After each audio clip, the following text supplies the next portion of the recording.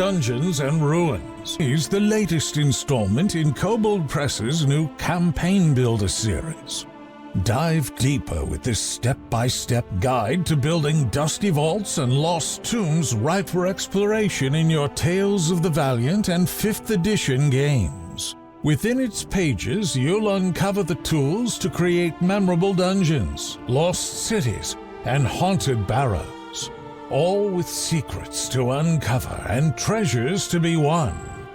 With exciting character options, deadly new traps and hazards, ready-to-use curses, monsters that do more than wander, and a horde of new options for your Game Master's bag of tricks, the magic of delving into the unknown returns to your tabletop games. Together with a beautiful map folio featuring a dozen underground and abandoned sites, you can bring new meaning to Dungeon Crawl. Make exploring deadly tunnels and lost caverns exciting once again, with options inspired by classic D&D elements, like dungeon puzzles, hex crawls, and hazards that truly test your player's mettle. Epic stories come to life with new druid, cleric, and mechanist subclasses for players, plus options for the talents, gear, and magic to survive their valiant journeys into the darkness of Dungeons and Ruins. Explore the unknown in your games with Campaign Builder, Dungeons and Ruins, available now on Kickstarter. Hello, everyone. Hold on. I'm making sure that I have everything that I need. I do. My thing's a little off because I had to change something and something else, but hey, you know what? It's fine. Hello, everybody. Welcome back to Kobold Chats. My name is Kendrick or Kendo, whichever you prefer. I use they, he pronouns, and welcome back to the middle of our week, the middle of our day, of the middle of our week, Kobold Chats, where we talk everything Kobold Chats, or Kobold Press, in Kobold Chats. I hope you all are having a good part of your day, you know. It's you're either like at lunch or you're just relaxing at home, you know, doing whatever it is that you need to be doing. And yeah, I just hope you're having a good time. I'm having a good time, and I'm especially going to be having, I think I put an X in there where there is not an X in the word especially, but especially today, I'm excited because I get to talk with one of the game designers for Kobold Press's newest addition to the Campaign Builder series, Campaign Builder Dungeons and Ruins. If you didn't already know about it, I don't know what you've been doing because, well, we've been talking about it basically all the time, as much as we can, because we're so excited about it. You know, the previous campaign builders have come and gone. They've helped us build cities and towns, build crowns and castles, or castles and crowns. But you know what? It's time to go old school. Time to get back into what these games started as: going into dungeons, fighting monsters, getting treasure, going through traps, curses, hazards, and all sorts of things, and exploring the world. And you know what? I hope that I have fun doing that sometimes, and I hope you all will have fun doing it as well. I put a link to the Kickstarter in the chats of both Twitch and Discord, so you can go and check out that Kickstarter whenever you would like. You know, if I haven't already sold you yet on why I think it is going to be good, then well, hopefully both this and the interview we did last week with Jeff Lee helps him, you know, convinces you. And if those things can't, then maybe something else will. Just taking a quick look at where we are in the Kickstarter. We are at $190,000 with 2,386 backers, and we still have 21 days to go. We still have 20. You guys are amazing. You're all absolutely wonderful. Your support in, you know, helping make this happen it's not gone unnoticed. I just want you to know that. Hey, no, thank you, Noors. You know, I love doing this with everyone, and I learn things too in doing this. So, I'm vibing.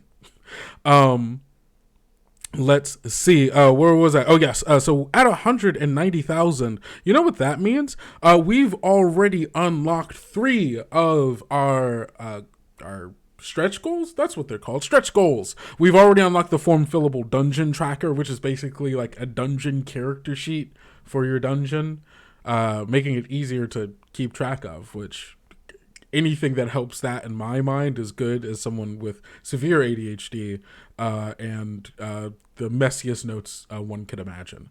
We also unlocked the Pro Design Seminar, which will also have Brian Suskind, who we're talking with today, and we talked with last week on Monday when we did the DNR AMA with a bunch of designers that we've already talked to, are talking to, and will be talking to. But it will also have Tom Cardo, Steve Winter, and Aaron Roberts as well. All of them amazing designers who helped make this book possible. We've also unlocked the Dungeon Tables PDF for backers who have backed for $29 and up. And there's so much more. We're only 10,000 away from getting the 200,000 one, which is the Advanced Treasures and Worthy Rewards, a preview PDF of what's going to be in the book. So if you know some people who would really enjoy, because also this book is not just for GMs, right? It's going to have a lot of GM tools as far as like exploration and stuff, but it also has player options. There are new subclasses for Tales of the Valiant and 5e that are going to be in this book that your players will also be able to get to use to, if they want to make characters around, exploration, going into dungeons, breaking curse. Like this is going to be a book for them as well. And also the Hex Crawl rules, which we will be talking later. So there's so much here. So if you know people who you think would love this book, get something useful out of this book, send them on over to the Kickstarter, because then you get more stuff also. It just works out. What else do I have? I don't think I have anything else. I think that's all I had. So with that, it sounds like I need to stop stalling, and I need to be here to help introduce you all and present to you Brian Suskind, our designer of the day. Hey, Brian. Is that me? Uh-huh. Yeah, that's you, Brian. How's it going? Good, man. How's it going with you? It's going all right. I get to talk with you, so it's a good day. Yeah. I heard a rumor that if the Kickstarter hits 750,000, the Wolfgang will dress up as a dungeon and do some sort of a skit. That's what I heard. I don't know if that's true. No, that's I have my doubts, but I hope it's true. Hey, right? All of you out there, do you want to see for Gen Con? Wolfgang We haven't Bauer. seen something like that. We haven't seen something like that since the Dark Roads and Golden Roads and Dark Hells incident of What? What's it, 2012? So I'm not familiar with this incident. It's in the no, never. Complete liar. So I was just gonna let you make something up, but hey, I get it, I understand. Yeah, unfortunately, the Wolfgang will be like, "I did what?" So and then I'll get a call, and it's awkward. It's a whole thing. Yeah. Yeah. For the people who don't know who you are, let us know. Who are you? I'm Brian Suskind. I'm one of the Kobold Press designers. I've been designing for Kobold Press since before it was Kobold Press, back when it was in the open design days. You've probably seen my work in, I think, just about every Kobold Press book that's been out. I think there's only a handful that I haven't done something on. I was one of the co-lead designers on the original Southlands campaign, as well as a major designer for Tome of Heroes and the various monster books. And I've been known to make a mimic or two. Only one or two? Only one or two. Not a book full of them? To be fair, there was a point in time where I tried to put a mimic in everything I wrote, and then I was repeatedly told to stop that. Yeah. I mean, I did create a mimic moon once, so I think maybe that's where it really went over the line, and they went, okay. That was the breaking point. Was it. Okay, all right, we get it. The moon, that's enough, no more. Yeah, that's when it went all south. Amazing. Well, today we are specifically talking about your contributions to Campaign Builder Yeah. Dungeons and Ruin. It's a book all about exploration, going into dungeons, ruins, and everything that can entail, but also a lot of other stuff as well. Um, and I guess I want to start this off with like getting a better sense of who you are, what you like Okay. about these games and exploration and stuff. So, as someone who I imagine runs many games or has run many games, Yeah. what to you like when you are running exploration in your game? Like, how do you want it to feel? Like, what do you want that Mm. experience to be like for your players? Like, what are your goals in that? Okay. Well, so my home game group, we've been gaming together every Monday for 20 years. So it's and with the same group of players. We at the moment there's three games going on. I run an Eberron game twice a month. There's Mm-hmm. a Numenera game that I'm playing in, and then there's a Call of Cthulhu game. So it's sort of like Mm-hmm. we run the gamut of things. Um, for the games that I run, with exploration is such an integral part of Dungeons and Dragons. Mm-hmm. Um, the more recent editions have sort of glossed over it, a little bit. And Yeah. you go back and you look at the old school stuff, and it's explore the games took forever because it took forever to get anywhere.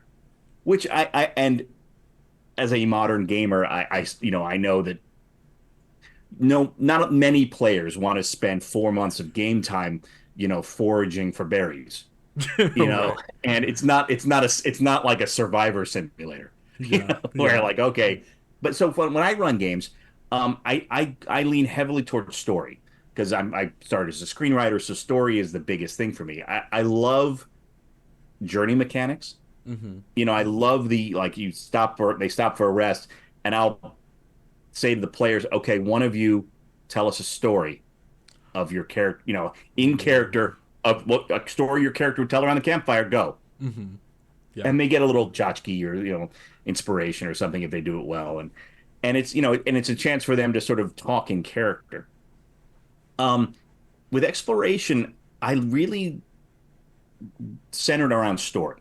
So if they're going and exploring a lost island or a hidden continent or something, it's I'll drop story clues and story hints, and it's all about following those threads through the adventure. I Yeah. tend to gloss in my home games. I tend to gloss over the minutia of like how many rations do you have, and Yeah. which are you finding. I mean, I'll have people roll survival checks to make sure they're not lost because Yeah. that's just funny, Yeah. Yeah. and Yeah. I'm a big believer in bringing the funny, but um, it's a lot of atmospheric description and then a lot of big story points for Yeah. my own game. But when thinking about Dungeons and Ruins, I kind of had to go a different way. Right. Right. Because it is a bit more, in the actual minutia of it, right? Well, The, it's not games for me. yes. I Oh no, mean, exactly. Yeah. yeah, everybody should play games that are just for me. No, I mean, Right. so I mean, yeah, dungeons, and exploration. It depends on your players. Some Mm-hmm. players love the minutia. They want to roll for direction and did they get lost and let's hunt for food and where's our campsite and let's make sure if it's raining let's slow things down and Yeah. other people just sort of gloss over it like yeah it's raining it takes you longer but now you're there. Right. And it all depends on the group and what's going on. Yeah, because it definitely feels like that in those moments where you're saying like bring the funny, right? Like have like the Yeah. possibility of getting lost or possibility of not like getting food or like looking for a water source or so on and so forth, right? Like those are moments where those are great character moments for you Yeah. be able to hand to your players to go like, hey, you're in this situation now based on this like survival or exploration situation. What do you do in these moments? Well, and it's important to make it makes it feel real Mm-hmm. because people get lost. It rains on them. Mm-hmm. The cart breaks down or whatever it is. I mean, I find it personally important that players get a little bit of a chance to fail forward. So, like, and typically in a game, if they get lost, I'll usually have them stumble upon something. And Mm-hmm. yeah, sometimes that's an encounter, but usually it's just a minor interesting thing for them to see. Right. And so it doesn't feel like we're wasting their time. Because Exactly. that's no player wants to be like, when are we getting to the ruin? This is taking forever. And that, like, if you get that point at your table, jump ahead. It's time to get to the Yeah. place that you're trying to go. Right. Um, well, talking about getting to places that we want to go. Okay. One of the portions in the book that you worked on is the hex crawl rules. Right. There's a Yes. whole portion in here talking about like what is a hex crawl, how do you run it, and tips and tools in that way. And I think when a lot of people think of hex crawls in general, they think of a very older style of gameplay, kind of harkening back to what you were talking about of like, Yeah. we go to here, we're doing rations, we're like, okay, yada yada yada, whatever. How like in is there a way in what you wrote like about ways to like bringing story to what could otherwise be like a more monotonous checking off check boxes, rolling dice, and then just moving on to the next thing? Oh, absolutely. I mean, hex crawls, for those people who don't know, hex Yes. crawls is if you imagine the world map or the map you're exploring could be a underground city, it could be a whatever it is.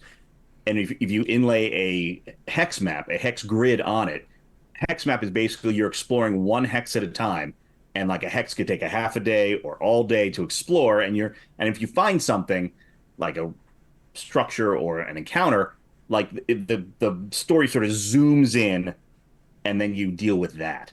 Mm-hmm. But it's a much more immersive exploration mechanic, and that's how they used to run games all the time. Mm-hmm. It's sort of fallen out of favor, but there is a way to bring story into it, and it's not hard, and it's when you're doing hex crawl is the best way that I had to describe what a hex crawl was to my son, who I run games for him and his buddies. And so I had to like think of like, okay, how do I explain this to the young people? And like the easiest way to describe it is it's a procedurally generated map. Even if Yeah. the GM has already planned out every hex to the players, they don't know what's coming. Yeah. So for them, it's procedurally generated. Like, you might have a rogue style game, like for those who play rogue style games on computers. Uh-oh, the sound's out. Yep. I just fixed it. You're good. Okay. Okay, that was Kendo. That was me. That That was was that my was him. fault. I pressed a button that I shouldn't Yeah. have pressed. That's on me. So yeah, I mean, hex crawls, they're procedurally generated games, Mm-hmm. like that you would have on a computer. And the GM might know everything, but the players don't. And so to do to add story to it, you know, it all depends on your table. Right. If your players are down with it, then you go right into the whole thing, But if they don't really, if they're not down with the minutia of it all, you know, maybe don't do that. But there's Right. also a middle ground, and the way I kind of handled hex maps in this is, on the one level, there's the GM side, and that's you can kind of come up with random tables or even random terrain. Like each hex could be randomized. Like every time the group goes into it, you just roll and see what it is. Mm-hmm. That makes your map look really weird, FYI, in case anyone was planning on doing that. Because then you have mountains next to swamps next to a desert, and it makes no sense whatsoever. But if you're playing Planescape, I'm sure that Yeah. totally. I think that's some really interesting world building you could probably find out of Oh that. yeah, and the funny thing is, that's where world building came from, was hex crawls. Interesting. Okay. Early on, Yeah. that's how they did world building. It's filling out the hexes. Yeah. Um, so the way I handled hex crawls is it's basically a procedure, and every day you have a thing that you do. It's like a new day starts. The GM might tell you what the weather's like or what you see when you wake up, Mm-hmm. and then the party gets to decide what they're doing. Like, and it's do they travel? Are they exploring this hex today? And if that's the case, like some people can explore. Some people can investigate something that they previously found. Some people can just scout around to see if there's any dangers or wandering monsters. And some people can be in camp doing camp activities. Yeah. And each player picks a thing they're doing. Some people can pick more than one, or can do it together. And then the GM's job is to say, okay, here's what happens when you do that stuff. And if they find something, you basically fall into a normal G&D encounter or dungeon situation. Yeah. Um, and then you decide, okay, we're going to move to the next hex. And the thing that makes it procedurally generated is the players don't know what's coming. Like usually when you're playing like Midgard, for example, a Midgard game, you have this amazing map online, and you can see, well, if we follow this road, we're just going to get to Zobek. Yeah. But in an exploration game, you have no idea. You might be able to see some mountains off west of you, and like, okay, we're going to head to that. Oh yeah, but it's cloudy today and really foggy. Let's roll to see if you get lost. And if you get lost, maybe then you find the hag's cabin in the middle of the woods that is standing on chicken legs. In which case, you should really be polite. True. Yes. Always be, if you don't run into the Baba Yaga and start being rude. All right, you're in her domain. Be Grandmother nice. is very big on manners. Very My big. personal feeling. Very big. but that's really I really like the procedure of like being able to give players like each of them like here's an action, like choose your action that you want to do for the day that Yeah. either furthers the group's goals as like a whole or maybe like an individual one. And I think like that's a really interesting way to run a game that I haven't like thought about as far as like, I personally would love to try more exploration games, but as we were saying before, there hasn't always been a lot of support or tools in 5th edition to help make that happen in a way that feels And satisfying. I've even read like places where people are saying, oh, well, you can't really, 5th edition's not set up for it. And I don't believe that. Right. There's no rule set that exists that doesn't allow you to do anything you want. I mean, the more you game, the less rules you really pay attention to be honest.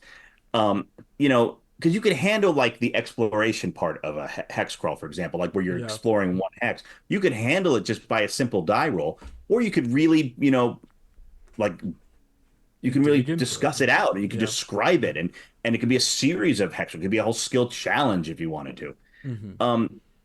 It's 5e and like later like some of Pathfinder, but mostly 5e is all about the destination. Hex crawls are about the journey. Yeah.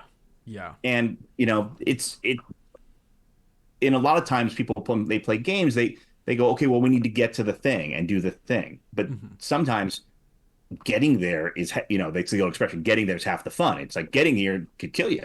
Right. I mean, Especially, yeah, definitely in a hex crawl. yeah. And so, I mean, and it doesn't have to be big. Like sometimes people think, oh, hex crawl, I'm not going to add a whole continent just so people can do a hex crawl. And it's like, it doesn't have to be big. It can be one lost city. It could be a lost valley. That it's just some place where the players don't know what's ahead of them. Mm-hmm. You could have in theory, you could have a hex crawl corridor. It'd be a really short, sort of linear hex crawl, but in Yeah. theory, you could Yeah, do you it. could. And it's all just about it's kind of about slowing the game, not slowing the game down. That's the wrong term. It's about zooming in to that section Mm-hmm. and letting that play out as if it was real life. Like, you watch Yeah. Westerns or maybe you even play Deadlands or a Western game. There's not a lot of game or even screen time spent on how long you sat in the wagon before you got to town. Yeah. No. Because that's the least And that took interesting part days. of it. Yeah. You know? Whole lot of nothing usually when you're in a Yeah. western. It's just a lot of flatland. But it focuses in on the things that matter. When something breaks down, when you Yeah. get ambushed by a group of bandits, or you find something cool, Right. or mysterious, or ominous, anything. And the easiest thing to do with a hex crawl is to have an encounter. Like encounters are that's you should have some because players want to use their characters for stuff. Yeah. But to me, the better encounters are ones that aren't necessarily battles. They're just weird stuff you found, or an interesting situation, or anything. I mean, I remember being in a game, and for the life of me, I don't remember what the game was. But I remember we were walking through the forest, and we find a pit with a bear in it, Oh my. and it became this whole part. Half the game was spent of us deciding whether or not we were going to help this bear, and that seemed really Oh. dangerous because we were like first level, and you know, and then trying to figure out how to get the bear out of the pit. And I don't know Yeah. if the GM had planned it that way or if it was just something that he threw in there as a thing. But we had the best time, and we still talk. Like my friends who were in that game, we still talk about the bear, No. and it's been years. That's you're making me want to run a hex crawl now, and I don't know if that was your plan, but now you've got me wanting to run a hex crawl now. You and everyone else should buy this book and play these hex crawls. Everybody, it's yeah. Talking to you. It's like yeah, no, that's I think that's a really as I'm a very low prep GM myself. Years of improv have broken my ability to write anything I'm with you. ahead of time, and there's something like I think very interesting about like that kind of emergent storytelling, and like we don't know what's ahead of us, especially like if you do a hex crawl where you the GM have no idea what's happening. You roll the dice and like, okay, looks like it's this place with this kind of thing, let's figure out what Here we that go. is. Yeah. And I think there's something really cool about that, like exploration of both like the space but also of the story with everyone on their toes as to figuring out what's going to happen next. When I first started running games and playing D&D, I was still in film school, and I was doing a lot of screenwriting, and so my adventures were scripted. Like I'd script out everything. And now I still have them. I'm looking back at them. I'm just like, oh, it's such a railroad. What did I do to these people? And since it's the same game group, they gave me a lot of hard time about that over the years. And now the running gag is I have 15 minutes. That's my prep time is 15 minutes before the game. Sometime during that day, do your 15 minutes of game prep, and that's all you get. And the rest.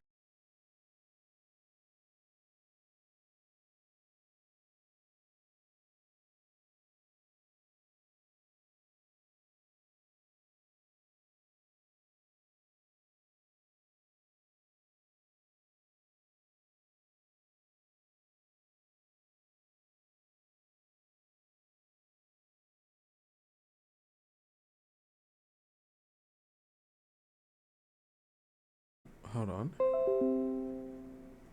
There might have been a ding that you all heard, and I think we are still good. Okay, awesome. I don't know what that was. Something disconnected and then reconnected, but here we are. Technology. Yeah, we don't you love technology? um, but yeah, you have relit a fire in me for a certain kind of game that I hadn't even thought about in so long, and for that I appreciate it. Oh, you're welcome, and I'm sorry to your players in advance. Hey, they'll get over it. They know what they did. They know what they did. Awesome. Well, I mean, Hex Crawls was not the only thing you worked on in this book. Nope. You also worked on the section about structures. Yeah, Yeah. that was interesting. Tell us a little bit. So the structures, it was really there's not a lot of mechanics in structures. It was really about, I took burial sites, lost cities, abandoned sites, strange venues, and then sacred and profane sites. And the idea was kind of to give a description of what people might find in those, and some environmental how the environment in one is different than the other. Like in some things are all universal. Again, a burial site, you're going to probably have a body in there somewhere, Right. presumably, Presumably. unless it's gotten up and walked away. But one above ground might be different than a subterranean burial site, and what kind of flora and fauna you might have in those areas, and what kind of it's kind of a general sense of what kind of danger are there. Traps, are there no traps? And then for each of these areas, I did a couple of notable sites that I had made up, and then some story seeds, just to give some sort of examples of what you might find. Yeah. What was interesting was when I started doing it, I guess I'd sort of taken for granted that I already knew what those things were. And so I had to sort of sit down and go, okay, if I was explaining a burial site for somebody who's never used one, Yeah. and some of them I had to Google. I had to look up a definition of like, okay, what do people think? I know what a burial site is. I was a medieval studies major. It's sort of all about that. Right. But if you never knew, like, what would like, kind of like you, it's all improv. So it's like I had to kind of take a step out of Take my a out of my step own back. skin and go, Yeah. okay, well, if you weren't as good at improv or you needed the advice, what could this look like? And Yeah. what kind of things might you have? Right. And thinking about it with like atmospheric areas, like is there what's the air like? What's the Mm, feeling of it? Because yes. if you've ever been in like I say a big graveyard or a like or a big or an old tomb, there's a feeling to it. Yes. And I don't know if it's all in your head or if it's ghosts or who knows what it is. But either But there's way, you feel it. yeah, either way, there's a feeling to it. Yeah. And so describing that and making it like really nice and juicy for the reader was a really fun kind of process. Yeah, that's super interesting. And especially because like things like especially like in general in exploration, these kind of like structures and places that we found that have either been left behind or things that are being built or things that are still being actively used, right? Like it's like they can give us so much story potential just in like truly understanding like, hey, Yeah, what is this thing? Like it in a game that I used to run, it wasn't like a huge exploration story, but there was like in the town that they all lived in, right off the side, in like hundreds of years ago, it used to be a giant burial site, like for giants, where like it was right. their cultural place where they would come, they would have a huge death ritual that would happen in this space where this town now is, and that was fine when there were no giants, but now there's a giant who seems to be dying and going to now prepare to do a death ritual in a place where a town now That's is, great. like stuff like that. Like it makes you have to think more like, how do these things intersect? Right. Like if this thing is here and this other thing is here, but and they're like, like, how do those things have to interact with each other? Which is something that I think in these kind of hex crawl exploration kind of things, where you do have a hex where, oh, this thing is here and this thing is also here that we just found. How do those Yeah, things how do work they connect together? together? Yeah. Well, and that honestly is the hardest part about hex crawls. Unless the GM has a definite story in mind for the area, like, and knows that, like, hypothetically this particular area was once had a thriving gnome community, and now they're all dead for some mysterious reason. So they're connect. The connect. This is a gnome ruin. This is a different gnome ruin, but they're all connected by the overarching storyline. Unless you have that, things don't necessarily feel like they connect, Yeah. which is why you probably should have that. I mean, I kind of mention it in the hex crawl part that the first thing you should figure out when you're doing a hex crawl is what's the story. What's the goal here? What's the Mm-hmm. why are they there? Why are the players there? And what's the story behind everything? Because that's the thing that even if you're just rolling randomly on tables, and that's the thing that's going to make it feel like it's not just you rolling on tables. Right. Literally. And that's the illusion of choice that you want, what happens behind the GM screen, the players don't feel it. They don't want to know how the sausage is made. Right. And so even if you're making stuff up and rolling randomly, they don't feel like it is. Yeah. It feels like a smooth experience for them. Right. Yeah. And then, so with the structures though, it's the Yes. other interesting part was trying to when I was giving examples of specific areas was then I'd set up this very not not a trope, but it's like, burial sites. Here's what a general burial site is. But the example I give can't really just be a traditional burial site because that's the thing I just described, you know.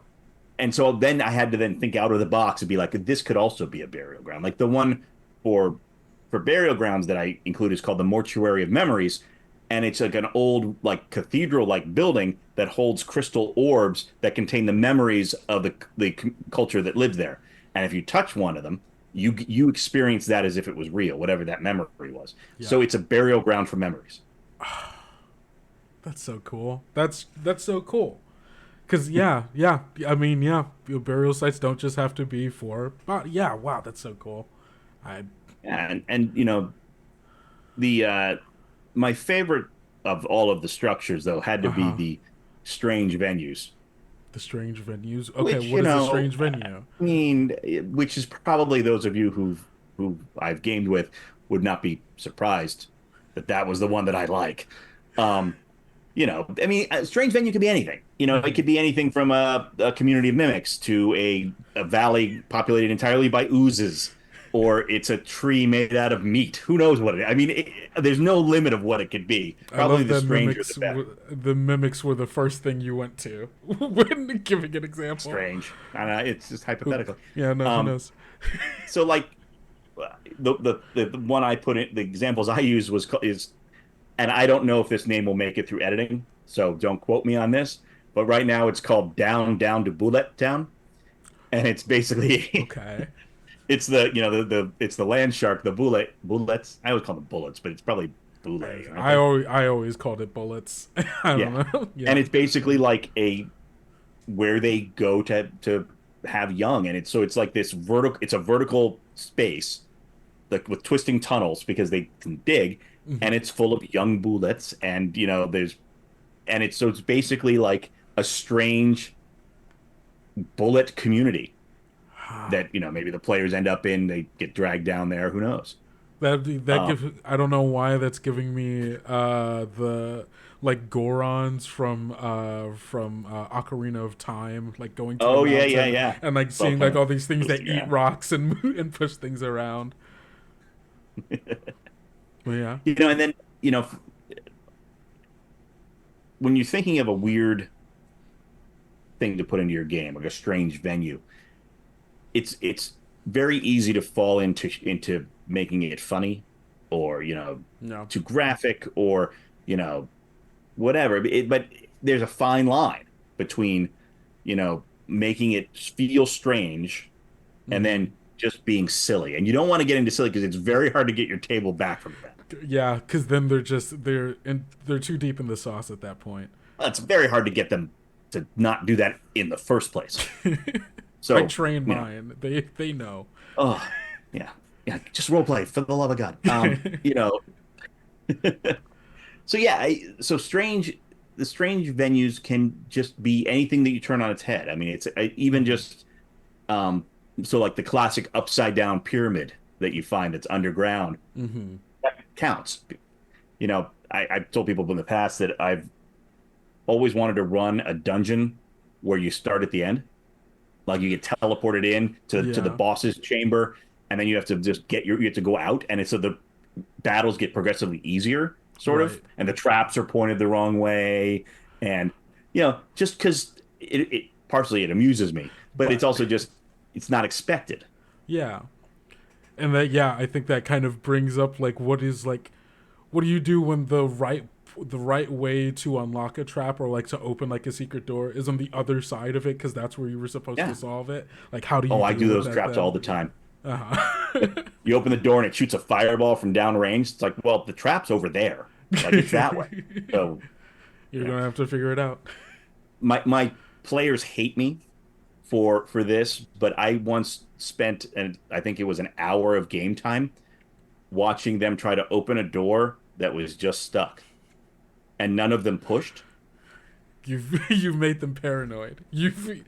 Well, You've no, ruined because them. I just I didn't intend this to happen. Like the idea was they were in. I'd written up a dungeon for this game, and it was old, and no one had maintained it, so nothing worked right. Like they had traps, but it was like the classic flooding room trap, but it only Yeah. went up to like your shins. But they didn't know that. So, And like in that room, there was like a lightning projector that was kind of going into this orb, uh-huh. and they were getting freaked out that the That when was the water gonna. rose high enough, they'd get electrocuted. So they started attacking the lightning generator, which then they tried to break it, but rolled like a one, and so it diverted into the water that was there, and so they almost all died because they had done it. It That's was so it was funny. like it was sort of like a it was it was like the Benny Hill music was playing, Hmm. and it but with the door, it was just I described this end of this hallway, and it was the carvings on the walls and all these weird pictures, and the door had no handle and no lock, and it was just covered with pictographs. And they spent an hour until finally somebody just like gave me a dirty look and goes, "I like to use strength on the door and just push it." I'm like, "Oh, okay." And 5 or 10 minutes in, I Uh-huh. did think I should give them a hint. And looking back, I definitely should have done that. But at the time, For I the sort of hour. the thought running through my head was, let's see how long it takes. Turns out it's an hour. An hour is how long it takes to to open a door. Open a door. Yeah. That's so good. Oh my goodness. So of uh You got slightly off topic there. yeah, no, sorry. Back So on the like so structures. so the burial sites and strange venues. And then there's abandoned sites, which are Yeah. just anything, you know,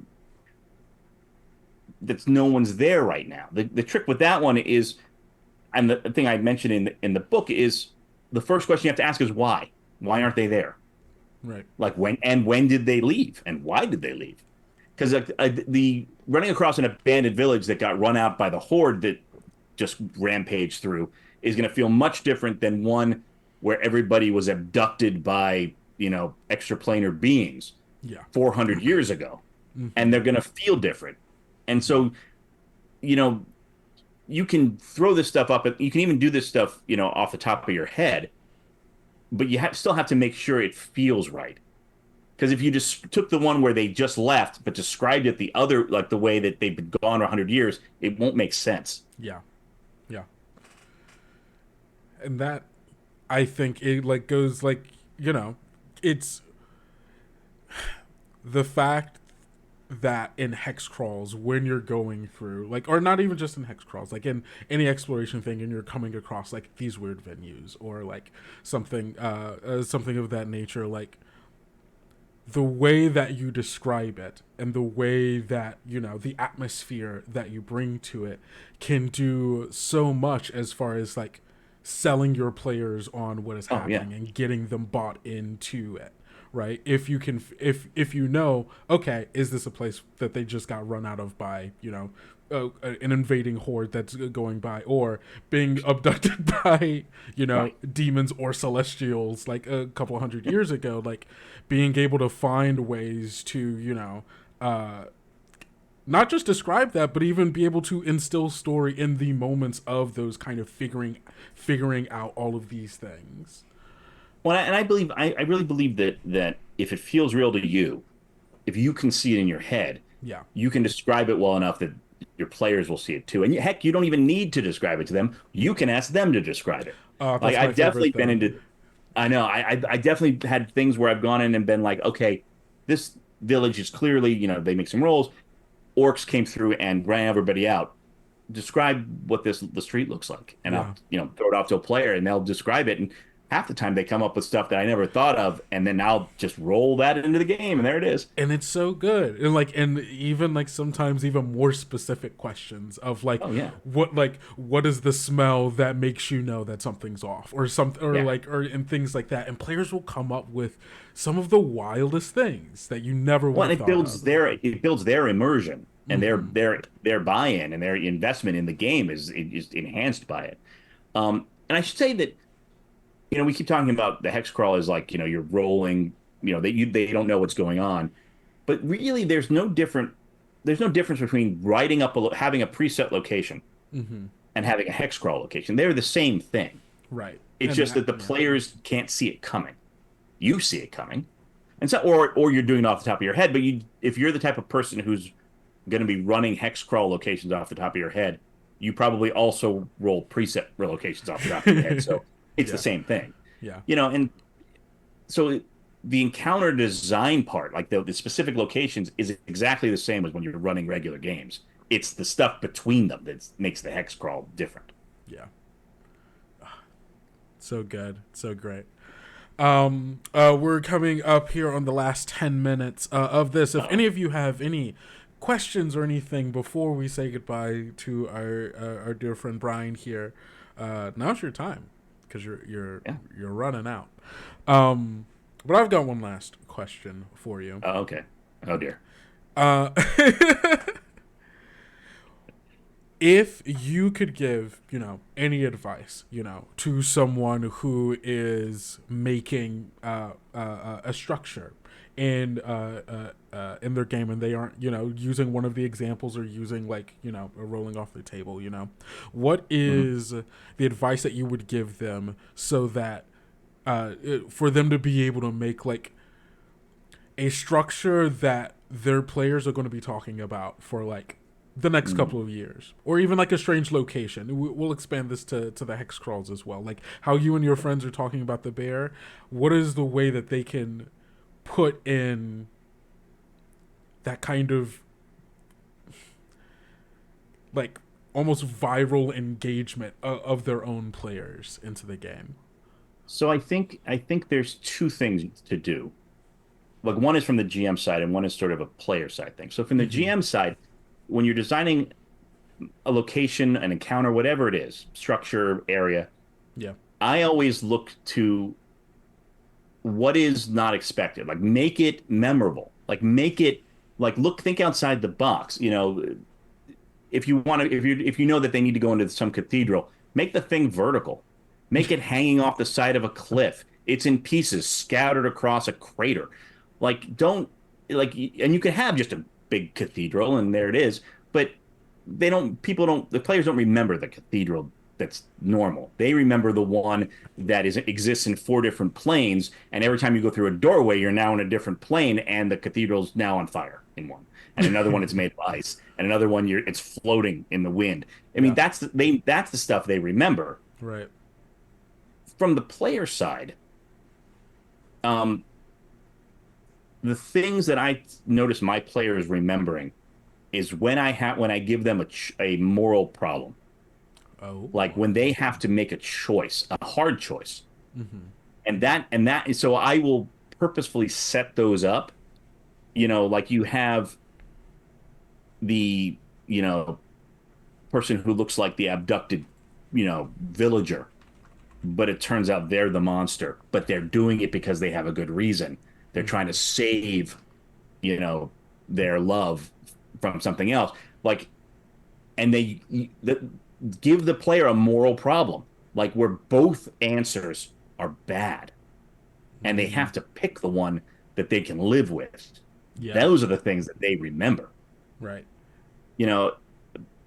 Especially if, and people always say, never give people wishes.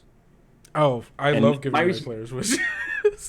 My response to that is no, you give the right player a wish. And my friend Wendy, who's been in my game for 20 years, I gave her character a wish at one point. Well, she drew it randomly. I threw in a fountain that you could pick a boon or get a random bane, or pick a bane and get a random boon.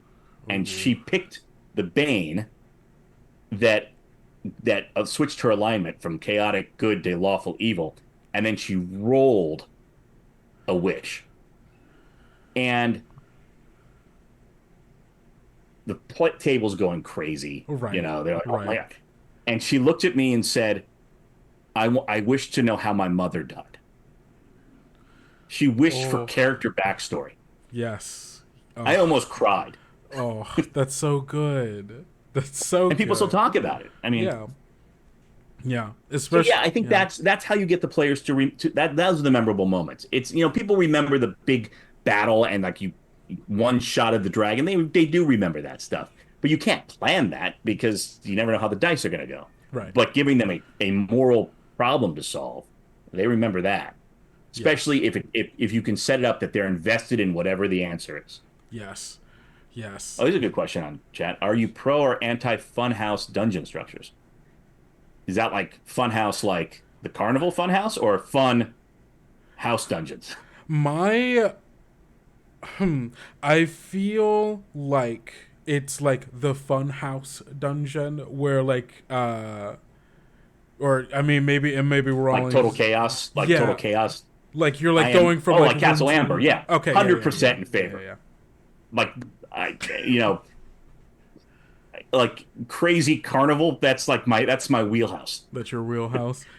So yeah, I mean, like, because let's face it, we've all seen 1,000 movies about this scary castle, but have we ever seen the movie about the weird Clockwork Castle where the toy maker just wanted to make people happy, but now it's all gone crazily and horribly wrong? No, No, but we want to. but we should. I want to. I want to see my players climbing up giant clockwork gears, trying to get to the top of this castle. I mean, plushy guards trying to hit them with like plushy swords. Why not? Why? How is this doing damage? You don't know. It's weird. It hurts. It hurts bad. It hurts a lot. That's. Why is there a human heart inside this stuffed animal bear? That's another question you're gonna have to solve. I can't have you give me too many ideas. My players will hate you. That's what I'm here for. Well, we are coming up to the end here. Thank you so much, Brian, for having this discussion with us. Of course. And all of that. Let the people know where they can find you on the internet or other stuff that you're doing. I'm Brian Suskind. I'm one of the Kobold Press designers. You can find me on the Kobold Press Discord, also on Instagram at Brian Suskind. I'm also co-lead designer for Draco Studios' Dragonbond series, along with Sarah Madsen. I'm also, God help us all, I'm going to be on a live Twitch D&D game on the Happy Jacks podcast network at twitch.tv/HappyJacks, where I'm going to be playing a very frightened soldier who's now a werewolf. You all should watch it. I've been watching. I watched the session 0. I watched the game before. It's really good. Yeah, it's on Thursdays. Our first session 1 starts tomorrow. Highly recommend you watch it so you can watch me make a fool of myself. Should be good. Awesome. Well, I'm going to be watching, so I'm excited. Thank you, everybody, for watching Kobold Chats. I've been your host, as always, Kendrick or Kendo, whichever you prefer. You can find me everywhere on the internet that really matters at Kendo Makes Films. My actual play podcast is Tales Yet Told. If you care about that, you don't have to. I don't care. Or I do care, but I don't care if you care. I care. That's all that matters. We all care. Thank you. And we will see you next week. Same time, same channel if you're watching on Twitch or in our Discord where, all of the fun stuff is happening for Kobold Press. And next week, who am I talking? Oh, yes. Next week, I'm talking to Mike Wellham, another designer here. Mike. Yeah, we love Mike. And it's gonna be great. So if you want to know more Dungeons and Ruins stuff, please feel free to join us next week.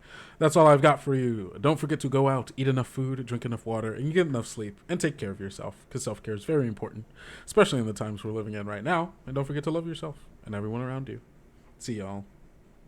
Bye, everyone.